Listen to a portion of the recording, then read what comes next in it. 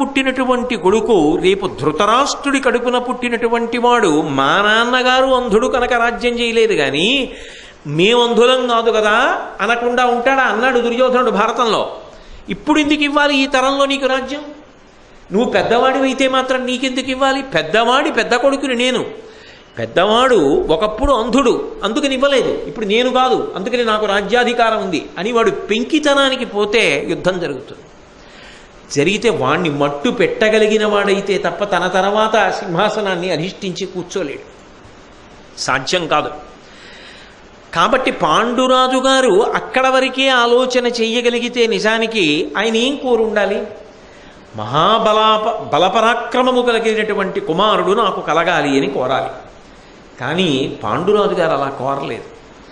సత్యమునందు ధర్మమునందు పెద్దవాడైనటువంటి యమధర్మరాజు గారి యొక్క అనుగ్రహ విశేషంగా అటువంటి లక్షణములను సంతరించుకోగలిగినటువంటి వైభవమున్న కుమారుడు పొందేటట్టుగా చూడు అన్నాడు.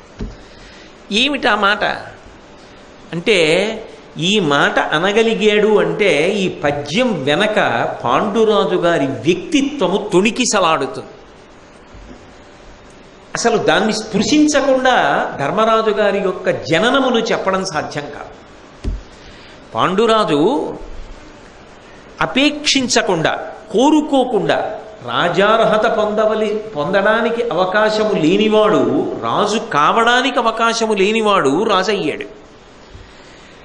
రాజైనటువంటి వాడు ఎటూ ధృతరాష్ట్రుడు గుడ్డివాడు కదా, కళ్ళు లేవు కదా, కాబట్టి ఎంత దూరంగా ఉంచితే అంత మంచిది.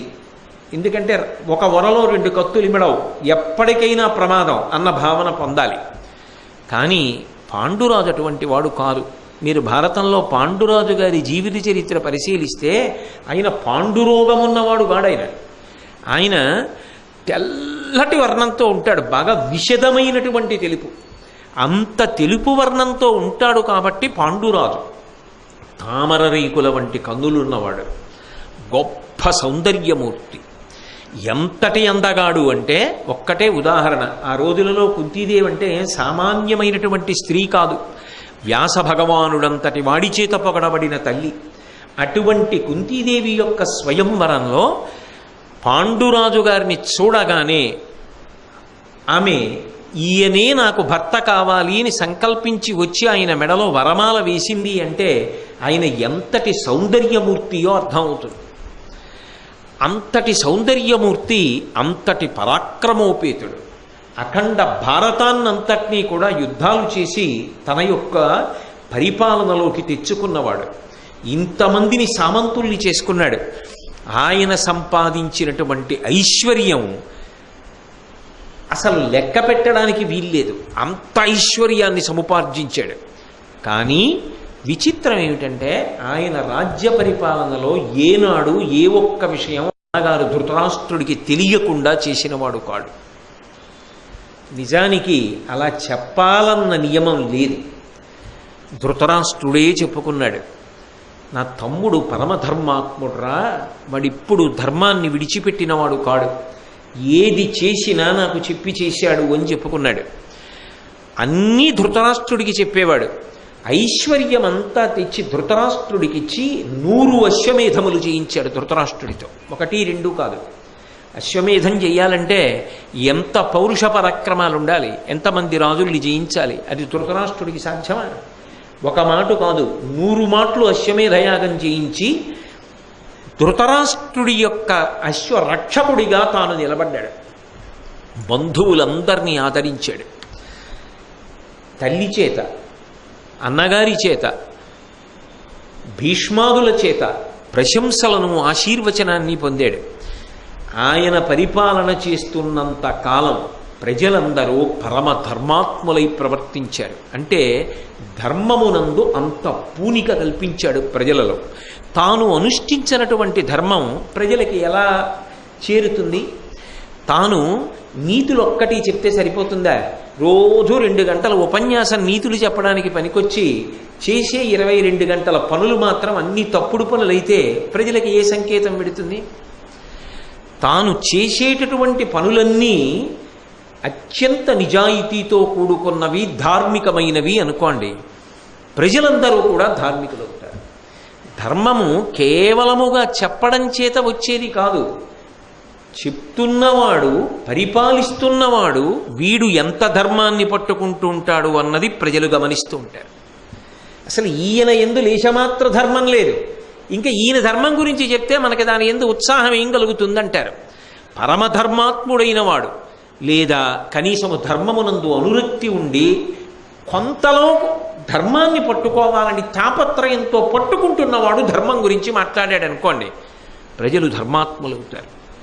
అటువంటిది రాజదండం చేతిలో ఉన్నటువంటి ప్రభువు ధర్మమునందు అంత అనురక్తి కలిగిన వాడు అయ్యాడు అనుకోండి, రాజు ఏం మాట్లాడక్కర్లేదు, రాజు ఏం ధర్మం గురించి చెప్పక్కర్లేదు. అసలు రాజు అంత ధర్మాన్ని పాటిస్తాడు, మనం ధర్మాత్ములమై బ్రతకాలి, లేకపోతే రాజు ఒప్పుకోడు అని ప్రజలందరూ ధార్మికులై ఉంటారు. అందరూ ధార్మికులై ఉన్నప్పుడు దొంగతనాలు కానీ, అశుభాలు కానీ, అమంగళాలు కానీ, అరిష్టాలు కానీ ఎందుకు జరుగుతాయి? సమాజ శాంతి నెలకొంటుంది. పాండురాజు గారి పరిపాలనా కాలంలో అదే జరిగింది. ఆయన మాద్రిని కూడా వివాహం చేసుకున్నాడు.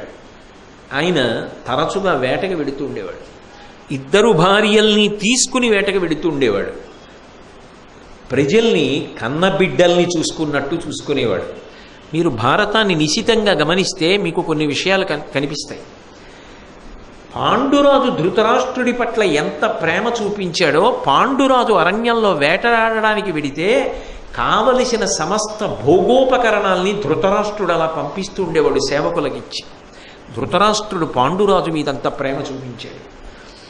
పాండురాజు పేరు చెప్తే ధృతరాష్ట్రుడు ఎప్పుడు ఒక మాట అంటాడు, యోగ్యుడైన తమ్ముడు, పరమధర్మాత్ముడు అంటాడు.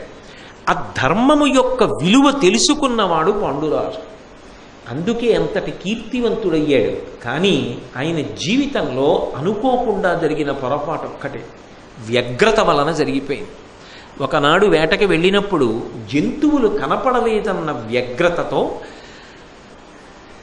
మిథున సౌఖ్యాన్ని అనుభవిస్తున్నటువంటి మృగముల యొక్క జంట మీద వేసినటువంటి బాణ ప్రయోగమునందు కిందముడనేటటువంటి ముని మరణించి ఆయన మృగవేషంలో భార్యా సంగమంలో ఉన్నాడు.